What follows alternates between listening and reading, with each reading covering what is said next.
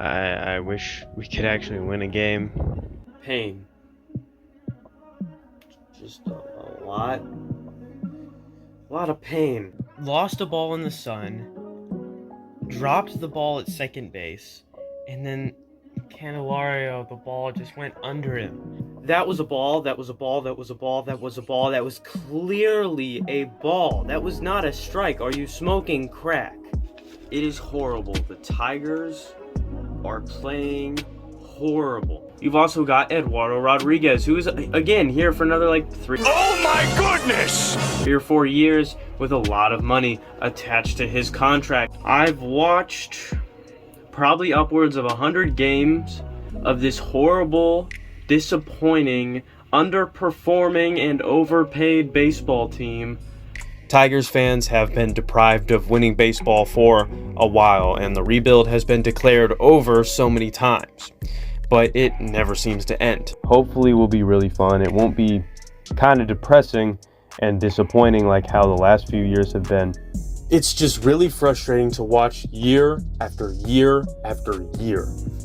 Chris Ilitch, Scott Harris, AJ Hinch, I don't care who. Somebody do something. Make some kind of change to get something going in this franchise and restore the faith that we have as fans. It's been really sad to see the baseball team that I love, that I've grown up with, that's been passed down for generations in my family, be what it is today. It's just really tough to trust the Tigers. The 2024 Detroit Tigers just did something that we have never seen before since the wild card round was implemented in Major League Baseball. And they did it after selling at the trade deadline. They also did it with guys who were either homegrown or were under the radar acquisitions. And along with that, the pitching staff had already been ravaged with injuries up to this point. But this isn't just a team that is complacent with making the playoffs. They wanted to win. Before we get into that, first we need to go back to August 22nd. The Tigers are 62-66 and just got killed by the Cubs, losing 10-2. But our series against the Yankees is still fresh in everybody's mind, shutting them out on August 17th and beating them with a walk-off single from Parker Meadows in the Little League Classic. Making the playoffs is still a far-off possibility, but at least we are seeing some fun baseball to be watched, which is kind of rare. Then the Tigers started winning. A lot. They finished out the month of August going 7-2. They then started off September a little rough, but got back on track by winning their last series against the Oakland A's. On September 10th, the Tigers are just 3 games back of the final wildcard spot. After their current series against the Rockies, though, the Tigers need to beat some very good baseball teams. They have 2 series against the Orioles and 1 against Kansas City. That's 9 straight games against 2 teams that will be making the playoffs. The first game against the Orioles is a 1-hitter thrown by the Tigers bullpen. The Tigers' only run came off a Kerry Carpenter bomb. This then put them 2.5 games back of the final wildcard spot. Then they would drop a game the next day, but thanks to Riley Green, the Tigers finish off that series with a win. They then go on to sweep the Royals, even though multiple times in that series it looked like things were over. They just kept on coming back. So now they just sat half a game back of the final wildcard spot. Then on their off day, G-Mac Cash would drop the song Tigers Won Again. I can't play it due to copyright reasons, but just know that song is hard, and yes, that is important to the story. Along with that, the Twins would lose. Even though they had the tiebreaker over Detroit, it just meant that the Tigers were that much more closer to making it. Of course, the Tigers would get blown out by Baltimore in their first game with a chance to move past the Twins, but then thankfully, the Tigers would win both of the remaining games in that series. That would then put them just half a game in front of the Twins, meaning for now, the Tigers were a playoff team. During this time, rookie Jackson Jobe also got called up to make his first Major League appearance. Then the second to last series of the year against a Tampa Bay team that is fighting to keep their playoff hopes alive. But that does not matter to the Tigers, because they have the grittiest sweep of the year with Matt Vierling's headfirst slide into home. All the Tigers need to do to clinch a playoff spot was beat the Chicago White Sox. Even though the White Sox were the worst team in baseball this year, that did not stop them from thinking they could spoil the Tigers' postseason hopes. They had moved Garrett Crochet's start up just to have him pitch this game. And the White Sox are at risk of having the most losses in a major league season, with the exception of the 1899 Cleveland Spiders. This is a rivalry game, and it's being treated like that. The Tigers cannot overlook this team.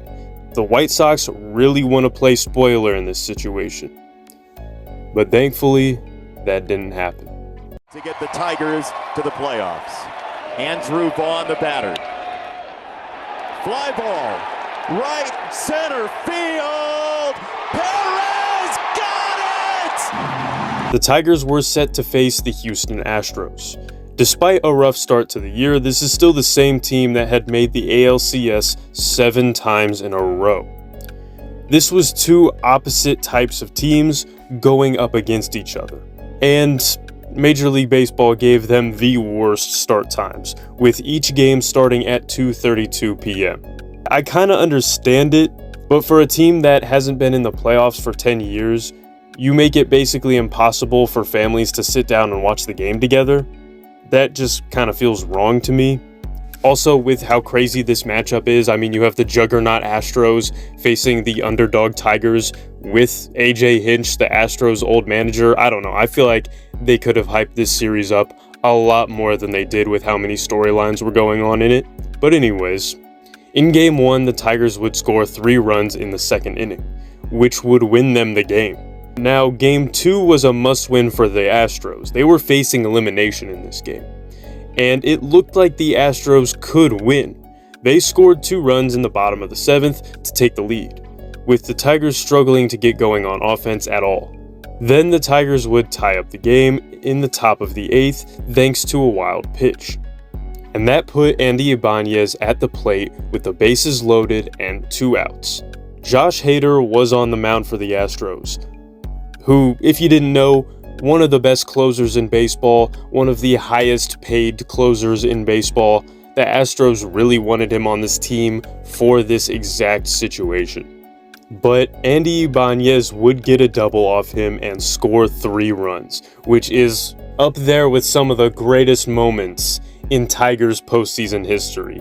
With that one hit, Andy Ibanez forever wrote his name in the record books of the Detroit Tigers and is probably going to be remembered forever just off that one hit. And so the Tigers would go on to win that game and the series. This meant that playoff baseball was coming back to Detroit for the first time in over a decade. But somebody let the Tigers get hot. They would be facing the Cleveland Guardians, who the Tigers in the regular season had gone back and forth with all year, even when they were struggling earlier in the year. This was a AL Central rivalry in the playoffs with a chance to move on to the ALCS, and neither of these teams wanted to lose.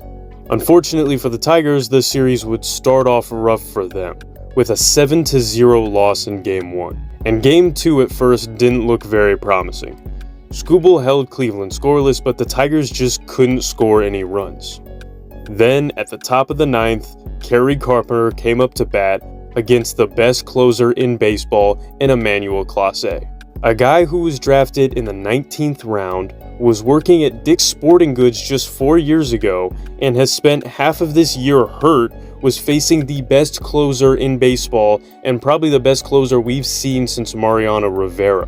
Moments too throughout the year. Runner goes, pitch is swung on, a high fly ball to right field.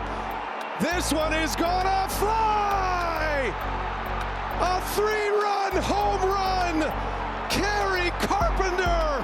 The Tigers up 3-0 as Carpenter, an emphatic, towering fly ball home run.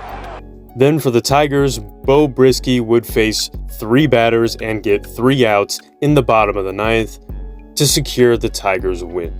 So that would send the series back to Detroit for Game 3.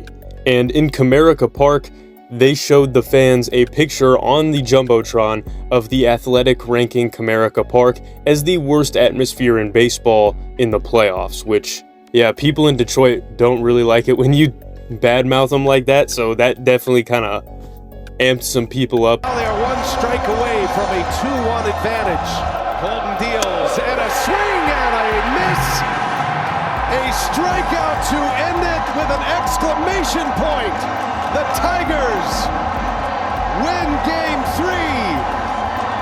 And they now lead 2-1 in this best-of-5 division series. All the momentum was in Detroit's favor at this point. They were just one win away from the ALCS. But, as we know, things don't always go as planned when it comes to Detroit sports. James. Brisky deals it, and Fry in the air, deep left field. This is back, this is up, and goal! In the ninth. Shows bunt, gets it down, squeezes on, and safe! He's in with a head-first slot. Now it's a one-run game with 2 down and Matt Vierling, the hitter. A swing and a miss. Ball game. And this incredible division series has one more game remaining. It is Game 5. Winner take all of the American League Division Series between the Cleveland Guardians and the Detroit Tigers. Carpenter pinch hitting, and a swing and a drive into right center field. Noel is on the run. It is off the base of the wall on a bounce. Sweeney can. He's trying to score. He's safe. Out. Here comes the pitch. Inside it hit him. Ramirez hit by the pitch. That'll force in the tying run. Pitch. Thomas swings, hits a high fly ball deep into left field. It is up. It is going to be a grand slam. Lane Thomas. What a moment. The pitch.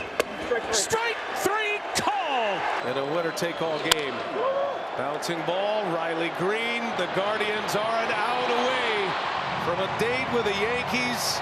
2-2 delivery. A swing and a bouncing ball to Naylor at first. Backs up, long flip to Clase. Ball game!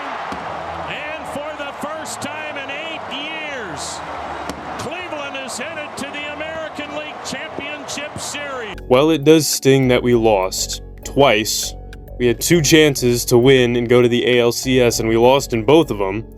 And Cleveland played terrible against the Yankees, which, again, makes it feel even worse. It was still a great ride while it lasted. And this team is very young. It is possible a run like this is so improbable that the Tigers take a step back next year, but I like to think that this team will just build off how great this season went and improve next year.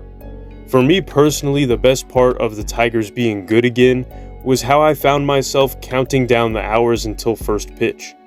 Waking up in the morning excited to check the standings to see how close we were to catching the Twins. Tigers baseball was genuinely fun again, which is something that we haven't been able to say in a long time. The city of Detroit fell back in love with the Tigers. I'm sure plenty of young Tiger fans finally understood why their older brothers and fathers before them love this franchise. That's the true value in a moment like this. While we didn't win a World Series, we had fun watching baseball again. The goal one day is to win a championship. But for now, let's enjoy what we just witnessed. It doesn't happen very often. Anyways, I'm Limitless Polls. I'll see you guys next time.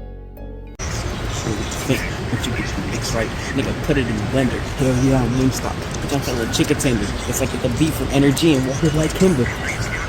Hey, turning, looking like dinner. It's like I got the bad boy or girl.